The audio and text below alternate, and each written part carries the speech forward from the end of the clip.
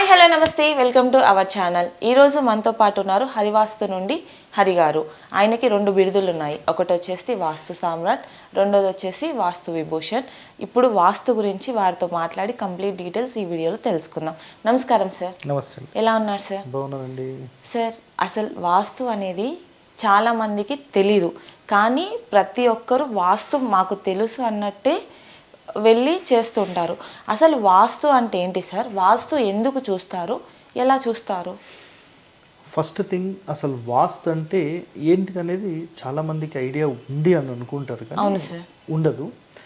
జనరల్గా మనం ఏం తినాలి అని మాట్లాడితే ఏదైనా తిని బతికేస్తామని మాట్లాడతాం. అవును సార్. బట్ ఒక సిస్టమాటిక్ వే ప్రకారంగా మీరు వెళ్తే మన హెల్త్ అనేది ఎప్పటికీ డ్యామేజ్ కాకుండా ఉంటుంది.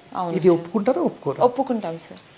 ఇప్పుడు తినడం అనేది ప్రతి ఒక్కరు చేస్తారు, అవును సార్, కానీ ప్రాపర్గా తినడం అనేది ఇంపార్టెంట్. అవును సార్. అట్లానే వాస్తు అనేది కూడా ఒక సిస్టమాటిక్ బిల్డింగ్ ఆర్కిటెక్చర్ ఇది. ఓకే.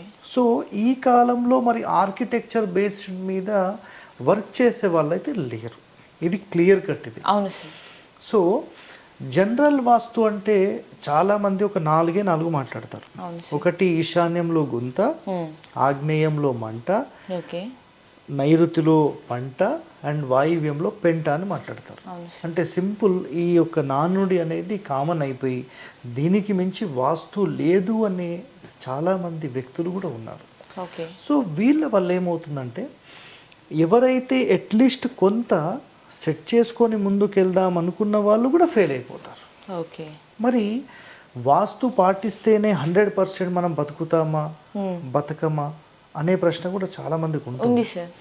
సో బతకడానికి దీనికి సంబంధం లేదు. Okay, clear. మ్యారేజ్ చేసుకున్నాం, మనకు అనుకూలమైన భర్త ఉండడం ఇంపార్టెంటా, భర్త ఉండడం ఇంపార్టెంటా? అనుకూలమైన భర్త ఉండడం ఇంపార్టెంట్. రైట్. అనుకూలమైన భర్త రావాలంటే ఏం చేయాలి? జస్ట్ భర్త రావాలంటే ఏం చేయాలి? ఓకే. ఏం చేయాలి జనరల్గా?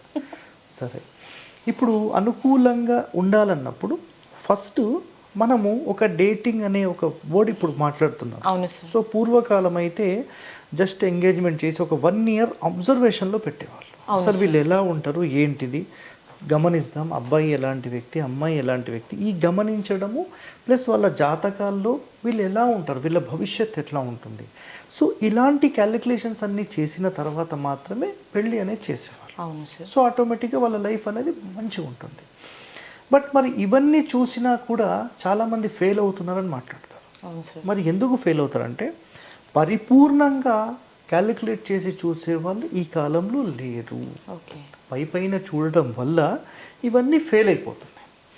సో వాస్తులో కూడా మనం ఒక ఇల్లు కట్టుకున్నామా లేదా అనేది చాలామందికి ఇంపార్టెంట్. అవును సార్. మేము ఇల్లు కట్టేసుకున్నాము, ఒక ఫ్లోర్ వేసుకున్నాము, ఇంకా 4 ఫ్లోర్లు వేసుకున్నాము, మేము కిరాయిలోకి ఇచ్చుకుంటామని మాట్లాడతాం. అవును సార్.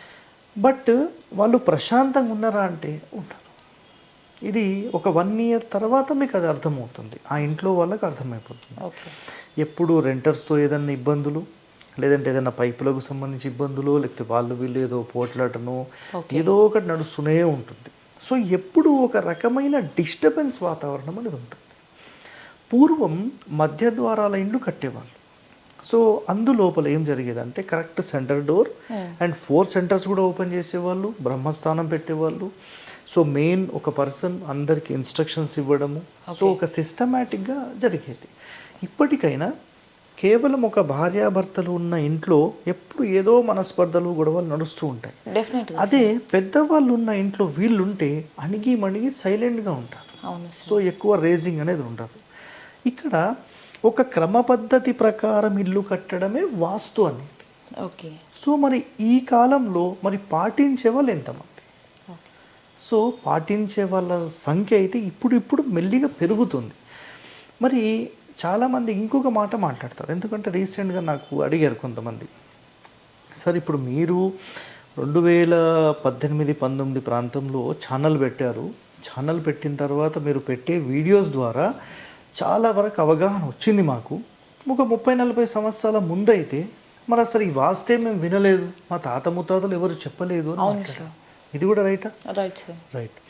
కానీ ఎందుకు మాట్లాడలేదంటే, అప్పుడు ఎవరైతే మేస్త్రీలు ఇండ్లు కట్టే వాళ్ళు ఉన్నారో అవును నిజంగా ప్రొఫెషనల్స్ వాళ్ళు. ఓకే అసలు వాళ్ళు ఎట్లా ఉండేనంటే ఒక స్థలం చూపిస్తే కరెక్ట్ అందులో ఇల్లు ఎంత కట్టాలి, అందులో ఏ రూమ్ ఎంతెంత ఉండాలి, ప్రధాన ద్వారం ఎక్కడ పెట్టాలి, కిటికీలు ఎక్కడ పెట్టాలి, అలైన్మెంట్స్ ఎట్లా ఉండాలి, టోటల్ వాళ్ళు సెట్ చేసి మీకు ఇల్లు ఇచ్చేస్తారు. అవును సార్. ఆ జ్ఞానం అంటే ఆ కాలంలో ఉండే ఆ మేస్త్రీలకు ఉండే జ్ఞానం కూడా ఈ కాలంలో ఉండే ఇంజనీర్లకు కూడా లేదు. ఓకే లేదు. అయితే అప్పుడు వాళ్ళు ఎట్లా ఉండేనంటే టోటల్ గుత్తలాగా తీసేసుకొని మొత్తం చేసి అప్పచెప్పేసి వెళ్ళిపోయేవారు. అవును సార్. ఇప్పుడు ఒక్కొక్కరి అభిరుచి మారుతూ ఉంది. ఇప్పుడు మీరు ఉండే సిస్టమ్ ప్రకారం లేదంటే మీ హెల్త్ కండిషన్ని బేస్ చేసుకొని మీరు కరెక్ట్ ఈ ఫుడ్ ఇంతే తినాలి అని నేను చెప్తాను. అవును సార్. మీకు ఒక క్వాంటిటీ ఇస్తాను, ఒక 100 grams ఇస్తాను, ఇంతే తినాలి. కానీ మీరేమంటారంటే నాకు ఈ 100 grams సరిపోదు, నాకు ఖచ్చితంగా 200 grams కావాలి అంటారు. నెక్స్ట్ 10 yearsలో ఇప్పుడుండే వెయిట్కి ఆల్మోస్ట్ 15-20 kgs పెరిగిపోయారు. ఒక మాట ఇప్పుడు అదే 15-20 kgsని మళ్ళీ రెడ్యూస్ చేయాలంటే చాలా time taken process. Yes sir. అవును సార్. సో ఇక్కడ ఒకటే ఏంటంటే అసలు ఏది ఎంత ఉండాలనేది సిస్టమాటిక్ వేలో ఉంటుంది. మనకి ఇష్టం వచ్చినట్టుగా కట్టుకున్నప్పుడు ఆ ఫలితం మనకి ఇవ్వదు. చాలామంది ఇంకో మాట ఏం మాట్లాడతారంటే మన ఇష్టం వచ్చినట్టుగా మనం ఇల్లు కట్టుకోవచ్చు కదా, ఈ శాస్త్రం అంతా ఎందుకు అని మాట్లాడతారు. అంటే ఏ ఇల్లు ఎంత ఉండాలి అంతే ఉండాలి. పార్టీషన్స్ చేసేటప్పుడు అన్నదమ్ములకు పార్టీషన్ చేసేటప్పుడు నాకు ఇష్టం వచ్చినంత ఇంత మొత్తం తీసుకుంటా అంటే కుదరదు కదా. అక్కడ ఎంత రావాలో అంతే వస్తుంది. అదే క్రమంలో మనం ఒక ఇల్లు కట్టేటప్పుడు కూడా క్రమ పద్ధతి అనేది ఖచ్చితంగా ఉంటుంది. సో సింపుల్గా చెప్పాలంటే గ్రామర్ ఆఫ్ కన్స్ట్రక్షన్. ఓకే. ఇప్పుడు ఒక వర్డ్ రాయాలంటే ప్రాపర్ గ్రామర్ ఇంపార్టెంట్ కదా. అలాంటి ఒక సెంటెన్స్కి చాలా ఇంపార్టెంట్ అది. అట్లానే ఒక ఇల్లు కట్టాలన్నప్పుడు ఒక సిస్టమాటిక్ వే అనేది ఉంటుంది.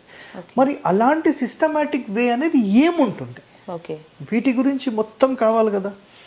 సో నెక్స్ట్ ఎపిసోడ్లో ఏం చేద్దామంటే అసలు సిస్టమాటిక్ వే అంటే ఏంటి, అసలు ఒక ఇంటి నిర్మాణం చేయాలంటే సిస్టమాటిక్ వే గురించి టోటల్గా మనం డీటెయిలింగ్గా మాట్లాడతాం. Okay sir.